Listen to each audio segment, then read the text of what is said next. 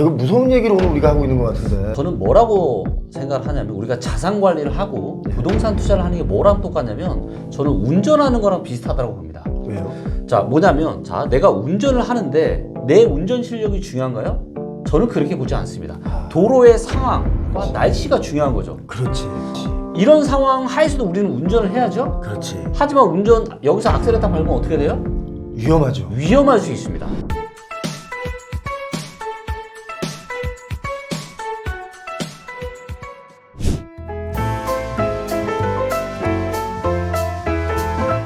자, 오늘 리치고의 김기현 대표 모시고 요즘 부동산 시장이 다시 뭐 살짝 반등하는 분위기가 나오고 있다 이런 뉴스들이 많이 나오고 있는데 과연 이게 데이터로 봤을 때 맞는 얘기인지 또 요즘 아주 심각해지는 경제 상황들이 있거든요. 이 문제를 여러분께 정확하게 지금 짚어드리겠습니다. 오늘 김기현 대표 아주 중요한 또 얘기를 가지고 왔다고 해서 네. 긴급 녹화를 하고 있는데 부동산 시장은 데이터로 봤을 때는 어떻게 흘러가고 있습니까? 지금 오르고 있는 게 맞아요? 지금 부동산 시장은 오르고 있는 게 맞습니다. 그래서 전세 시장이 좀 많이 오르고 있고 예. 이제는 매매가도 상승으로 지금 돌아서는 지역들이 상당히 많이 나타나고 있습니다. 그런데 네. 제가 볼 때는 전반적으로 하락하는 분위기도 아직까지 감지가 되고 있고 네.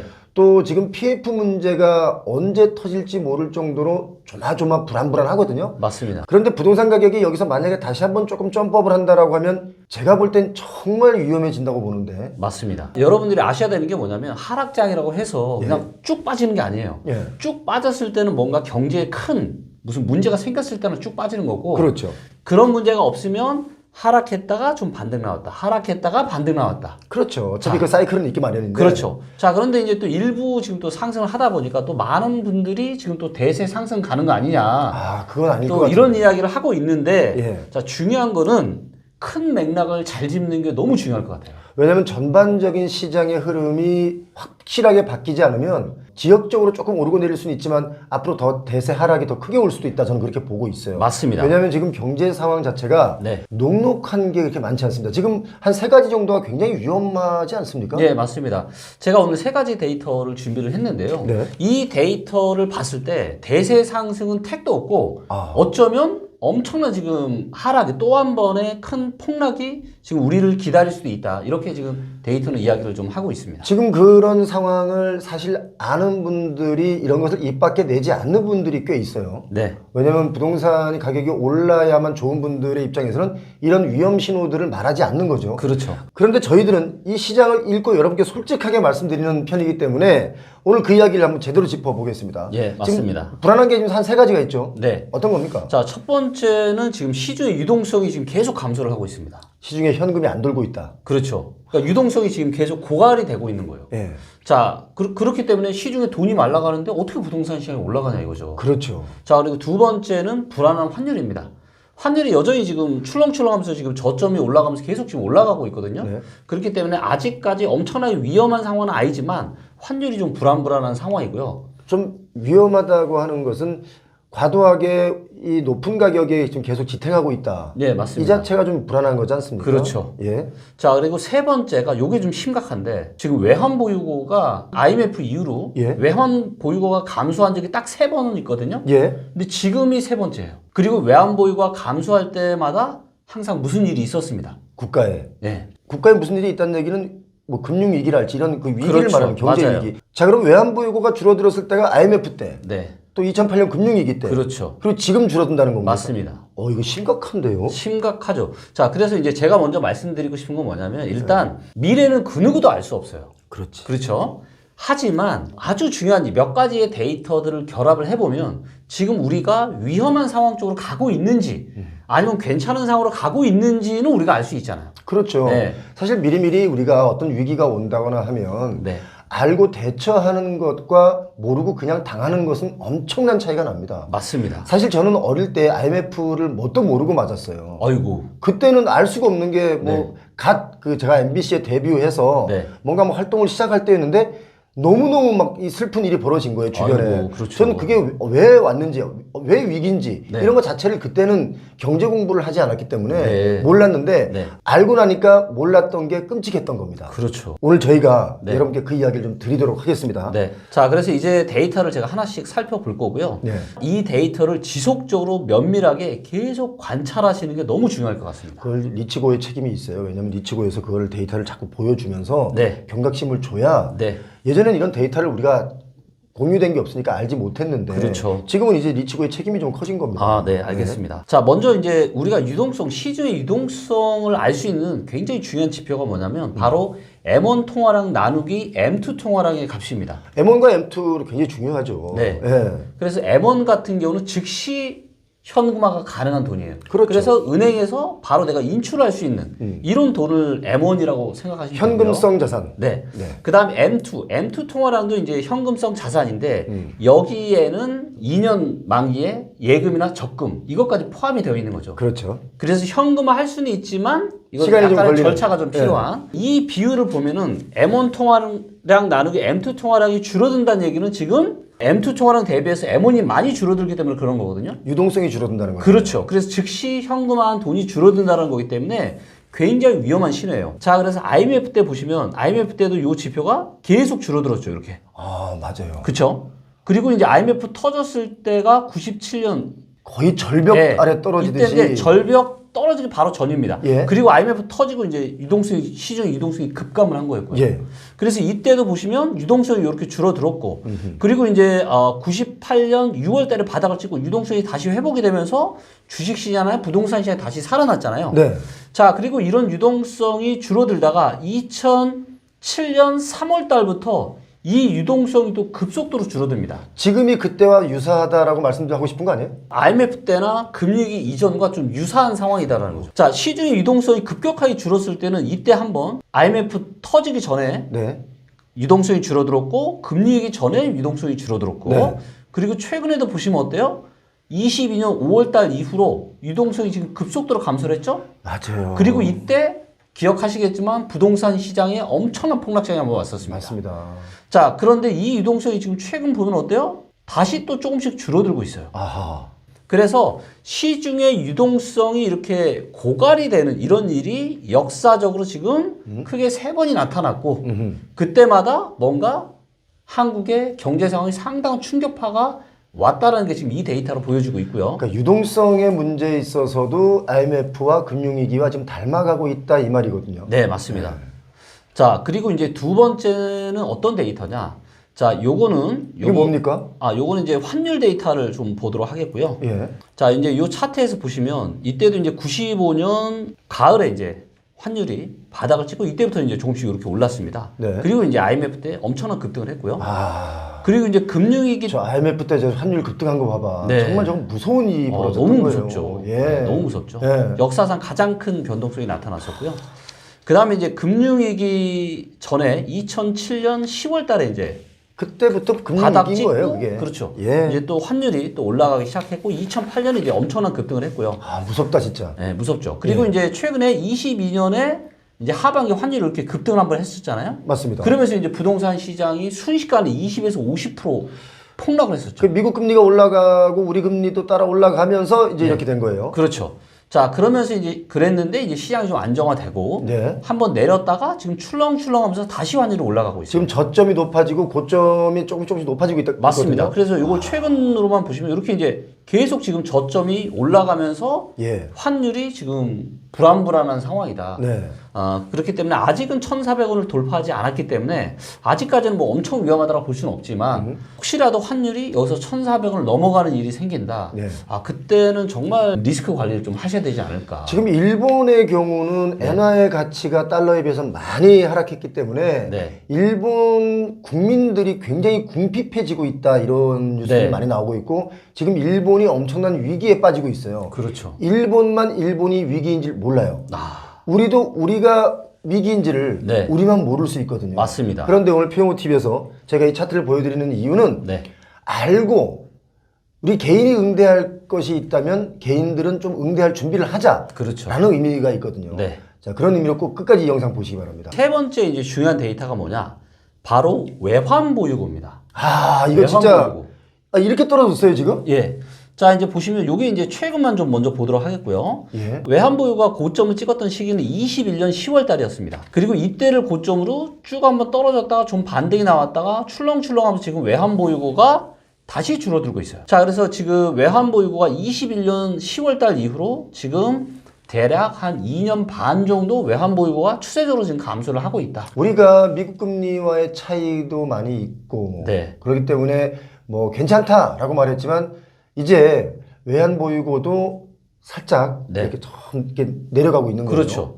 자, 이거 그런데 되게 염려스러운데. 이게 이제 이게 좀 중장기 차트로 다시 좀 바꿔볼게요. 예. 긴 차트로. 자, 이렇게 보면 외환보유고는 꾸준하게 커져왔습니다. 왜냐면 우리나라가 점점 그 외환 보유고를 늘리면서 그렇죠. 우리나라도 경제 대국이 되고 있거든. 그럼요. 경제 규모도 커졌고. 예. 자, 그런데 역사적으로 봤을 때 우리가 90년대 이후로 외환보유고가 감소를 했던 적은 딱 3번입니다. 네. 자, 근데 그때마다 공교롭게도 IMF가 터졌었고요. 네. 금융위기가 터졌었습니다. 네. 그리고 지금 이제 보시는 것처럼 2년 반 동안 지금 추세적으로 계속 하락을 하고 있어요. 아, 하지만 아직은 뭔가 일이 터지진 않았죠. 그렇죠. 예. 그런데 IMF라는 거 자체가 우리가 IMF 체제로 들어갔을 때가 네. 결국 우리가 외환 보유고가 없기 때문에 우리가 돈이 없기 때문에 그 IMF 체제로 들어갔던 거예요. 맞습니다. 그러니까 외환 보유고가 자꾸 줄어든다는 것은 위험에 빠지고 있다라고 맞습니다. 읽어야 되는데 그렇죠. 뭐 금융위기 때처럼 급락하거나 이런 그 차트는 아직 안 보여주고 있지만 지금 자꾸 내려가고 있다는 게 불안하다. 네, 맞습니다. 그리고 이거를 예. 원달러 환율이랑 결합을 해서 한번 차트를 한번 봐볼게요. 그것도 됩니까? 예, 그것도 네, 됩니다. 한번 보죠. 네. 자, 그러면 이제 보시는 것처럼 네. 이렇게 외환 보유고가 줄어들면 환율이 어떻게 됐죠? 올라가죠. 올라갔습니다. 네. 이때도 외환 보유고가 줄어들면 환율이 폭등을 했고요. 네. 지금도 이제 외환 보유고가 계속 줄어들고 있고 환율이 조금씩 지금 올라가고 있는 상황이에요. 그렇지. 이게 위기가 오기 네. 전에 전조 증상이다라고도 읽어야 됩니다. 그렇죠. 우리가 위기에 대응하는 방법은 네. 위기를 제대로 파악하는 것이 중요하거든요. 맞습니다. 아, 이거 무서운 얘기를 오늘 우리가 하고 있는 것 같은데. 저는 뭐라고 생각을 하냐면 우리가 자산 관리를 하고 예. 부동산 투자를 하는 게 뭐랑 똑같냐면 저는 운전하는 거랑 비슷하다고 봅니다. 왜요? 자, 뭐냐면 자, 내가 운전을 하는데 내 운전 실력이 중요한가요? 저는 그렇게 보지 않습니다. 아. 도로의 상황과 그렇지. 날씨가 중요한 거죠. 그렇지. 자, 8차선 고속도로가 뻥 뚫려 있고 날이 화창합니다. 비도 안 내리고. 그럼 그때는 내가 악셀레터가 좀 밟아도 되잖아요. 네. 자, 그런데 지금의 환율이나 그다음 외환 보유고나 그다음 시중의 유동성 데이터를 봤을 때 도로를 저희가 뭐로 비유를 하냐면 꼬불꼬불하고 지금 안개가 잔뜩 껴 있는 거예요. 아, 자, 그렇지. 이런 상황 하에서도 우리는 운전을 해야죠. 그렇지. 하지만 여기서 악셀레터 밟으면 어떻게 돼요? 위험하죠. 위험할 수 있습니다. 자, 그렇기 때문에 이런 상황 하에서는 우리가 살살살살 정말 조심하면서 우리가 부동산 투자나 자산 관리 좀 할 필요가 있다. 그러니까 꼬불꼬불한 길에 속도를 내면 안 되는데 속도를 냈다가는 잘못되면 낙석 위험이 있죠. 미끄러서 이탈 위험이 있죠. 그렇죠. 그러면 이 부동산 시장처럼 또 마찬가지로 위험에 빠질 수 있는 거다. 그러니까요. 그 얘기잖아요. 맞습니다. 그런데 이제 또 일부 분들은 지금 또 무슨 소리냐 지금 고속도로 지금 뻥 뚫려 있다. 대세 상승 간다. 이러고 있는 거잖아요. 혹시 그분들은 죄송하지만 뭐 팔 게 있어서 그런 거 아니에요? 내가 뭘 팔려고 하다 보니까 네. 그렇게 말하고 네. 그러는 것 같은데 지금 사실 위기가 오고 있다고 말하는 사람들의 숫자들이 좀 있긴 있는데 네. 오늘처럼 저희가 제대로 이렇게 콕 집어서 말하는 적은 없어요. 네. 오늘 중요한 얘기 하고 있는 거예요. 맞습니다. 자, 그런데 이런 위기를 가장 지금 잘 느끼는 게 누구냐? 바로 대기업입니다. 그 중에서도 삼성이에요. 삼성 요즘에 네. 임원분들 주 6일 근무해요. 비상경영 체제예요. 지금. 그렇죠. 그러니까 삼성 같은 대기업도 지금 뭔가 느끼는 거죠. 그리고 또 한 가지 소식이 있는데 그게 뭐냐면 삼성전자가 사실은 50년 동안 이익을 냈거든요. 맞아요. 한 50년 번도 안 쉬었어. 그렇죠. 엄청난 이익을 내고 국가에도 굉장한 세금을 많이 냈죠. 법인세를. 법인세 많이 냈지. 자, 그런데 충격적인 소식이 있습니다. 뭐예요? 이게 뭐냐? 삼성전자와 SK 하이닉스가 네. 법인세를 23년도분에 대해서 10원도 내지 않습니다.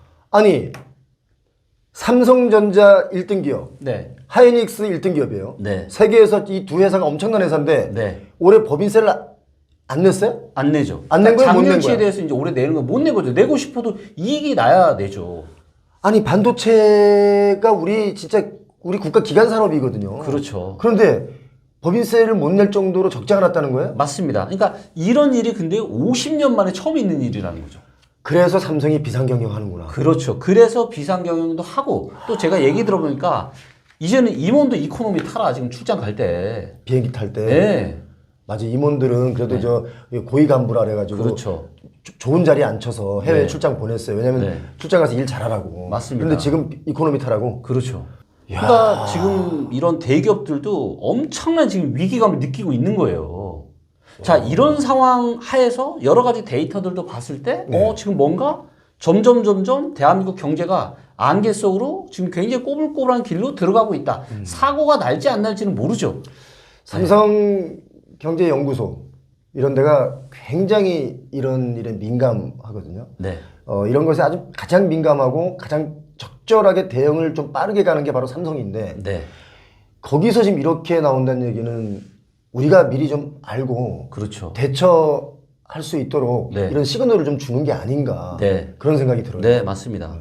그리고 이제 진짜 문제는 이렇게 기업들도 이제 적자를 내서 법인세를 못 내니까 나라에서 세금을 걷어야 되는데 큰일 났네. 국가도 지금 재정이 여유롭지 못하고 기업들도 힘들고 개인들도 요즘 너무 힘들잖아요. 개인들 물가 때문에요. 네. 사실 그 소상공인 여러분들 보면 네. 너무너무 힘들어하세요. 맞습니다. 얼마 전에 제가 그 데이터를 보니까 소상공인 분들이 빚으로 연명하고 있다 그래요. 아유. 그러니까 이 구조가 네.